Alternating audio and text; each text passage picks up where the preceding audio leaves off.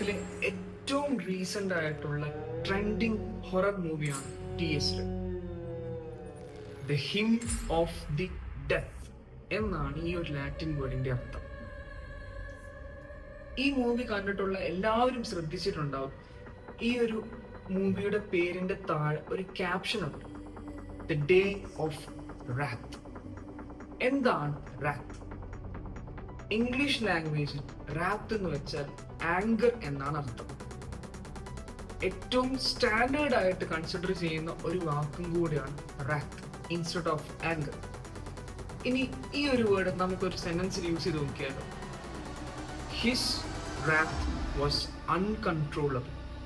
അവന്റെ ദേഷ്യം നിയന്ത്രിക്കാനാവാത്ത ഒന്നായിരുന്നു. സോ എല്ലാവരും ഈ ഒരു വേർഡ് നിങ്ങളുടെ ഡെയിലി കമ്മ്യൂണിക്കേഷനിൽ യൂസ് ചെയ്യാനായിട്ട് പരിശ്രമിക്കുക.